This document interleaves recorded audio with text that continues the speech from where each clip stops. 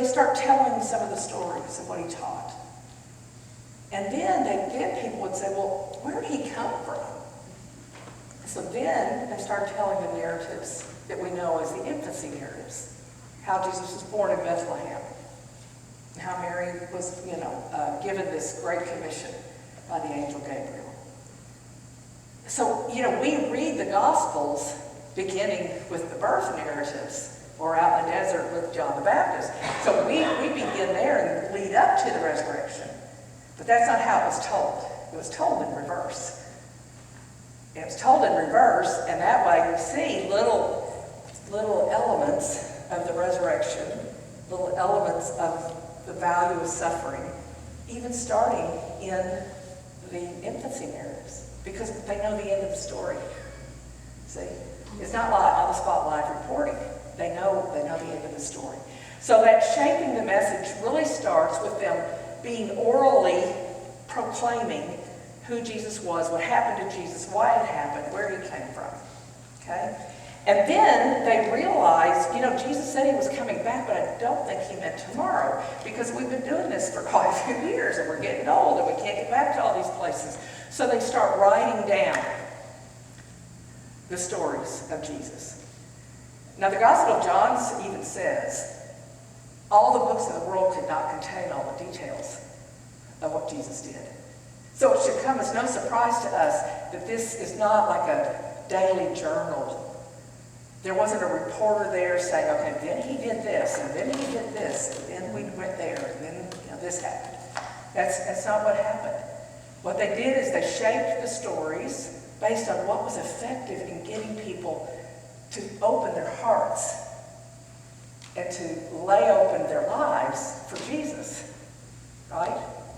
And that's how the writing of the Gospels kind of came about. And that was in those first 4 centuries. It was none of the New Testament. The earliest thing that we know of in the New Testament that was written is the first letter to the Thessalonians. And that was written in the 50s, right? And Jesus died around 30 AD. And so that's 20 years later.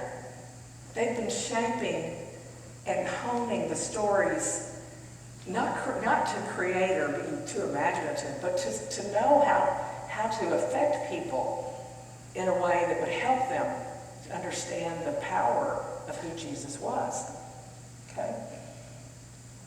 So they do this. Eventually, they began to circulate some of those, some Gospels and some of the letters of Paul and different things. They start circulating them among these places where they've heard that there are other Christian communities that have arisen, where these earliest evangelists had gone. But it wasn't until, like the end of the 1st century, end of the 2nd century, till they combined and declared what was considered biblical, what was going to be our sacred text and what was not. Okay? So it didn't just happen that, let's put together a book and call it the Bible. This evolved. And in the Old Testament, it was even more. The Old Testament wasn't even completely determined until about the same time as the New Testament. And that's because these followers of Jesus were quoting from what became the Old Testament. See, they were quoting from the prophets and the historical books and the prehistory, of Israel. They were quoting those things.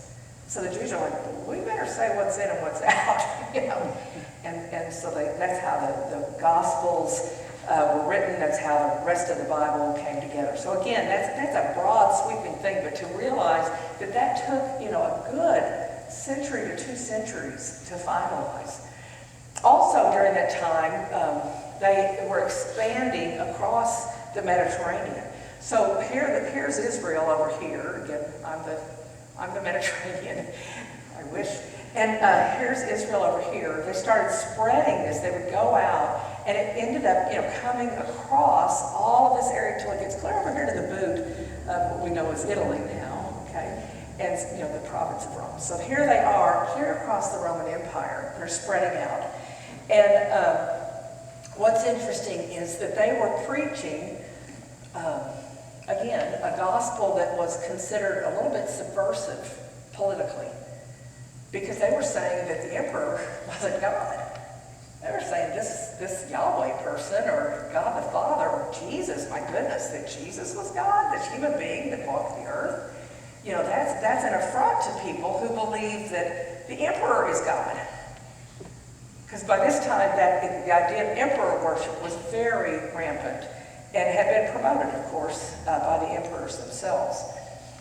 And so they, as they're going across this area, eventually, one of the things that happens by the year 313 or so, 312, probably 312, the emperors by this time really understood kind of this subversive movement was real, and they had begun to persecute many of the Christians. They'd begun to martyr some of the Christians. So you get to the time around 300, 312, and Constantine is the emperor. Now Constantine eventually did convert to Christianity, but Constantine did not immediately convert. He waited till he was on his deathbed, just in case. And let's just not rush this. So Constantine, he ended up, he was fighting another opponent for the throne of his father. And they were at the Milvian Bridge, famous paintings you'll see all the time about the Milvian Bridge. They were at the Milvian Bridge. They were going to have a big battle, these two opponents for the throne. And Constantine went out to, reconnoiter, right? Okay, what's going on here? Where will we put our troops? None of this flying from the sky and you never see your enemy. No, they tell you what time to show up and you show up and kill each other. So anyway, it's just weird to me. But so he goes out and he sees, when he's looking at this landscape and what's possible, he sees a vision of a cross in the sky. Now, you might ask, well, why would that matter to him? He wasn't a believer, but his mother was. That saying in Scripture is not saying, it's there several times.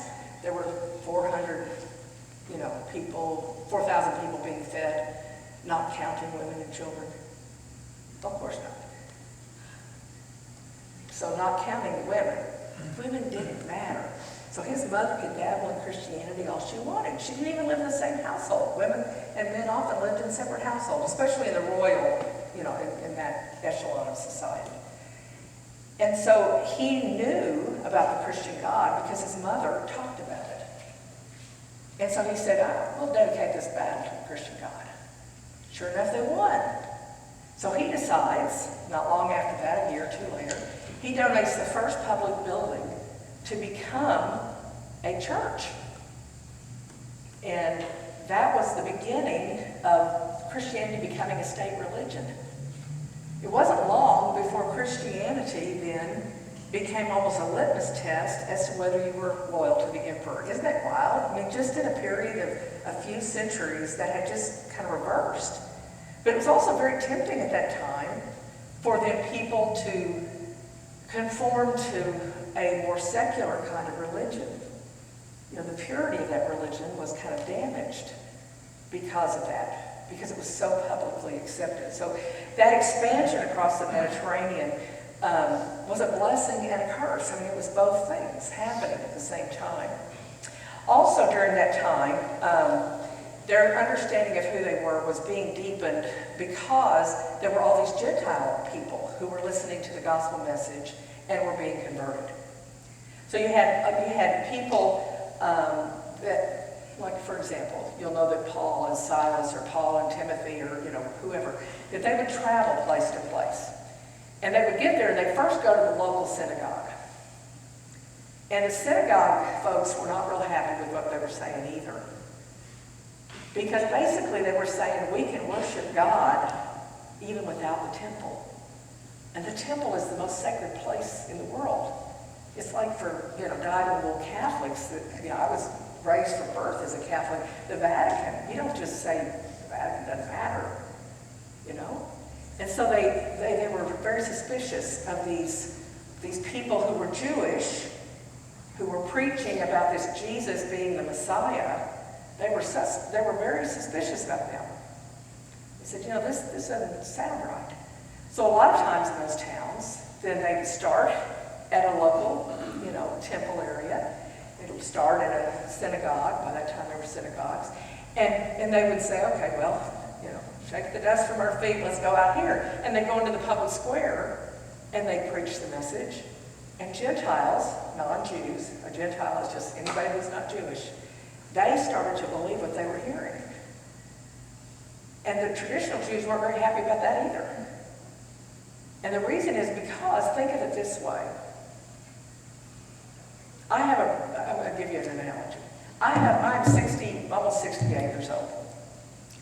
I have a brother who is 14 years younger than me. I have 3 brothers and a sister, but the one that's the youngest is 14 years younger than me. He was born when my parents were 41. They were tired. And they had raised 4 other people, and,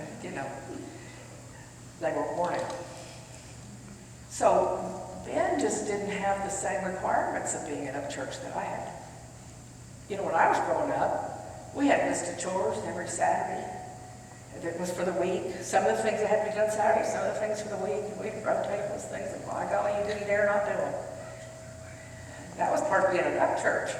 Yeah. Ben comes along and they tell him, oh, would you take out the trash twice a week or whatever, or every night, put it in the big trash and take it out. If he didn't do it, they'd go, oh, Ben, you got to remember that next week. We're like, what? I mean, we would have been put in our rooms for like, I don't know, a semester. We got punished for things like that. They're like, oh, Ben, what? So we would say he wasn't really in Upchurch. Yeah. He didn't get the full thing. Well, I think the Jewish followers of Jesus were kind of the same way about these Gentiles. They were saying, wait a minute, we were circumcised, we were bar mitzvah, we had to learn all of the 632 laws that are in the Old Testament, be able to know what they all were about. And along come these Gentiles, they're not circumcised, they're not part of the covenant community, they have not been bar mitzvah, they have not learned all those laws of the Old Testament. No, they're not getting in scot-free, sorry. So even though it was expanding and they were doing the job that God asked them to do, to go to the ends of the earth and do this, it was not real popular. They ended up having to figure out. See, Jesus didn't say in the Gospels, by the way, you can welcome Gentiles. It's nowhere in there.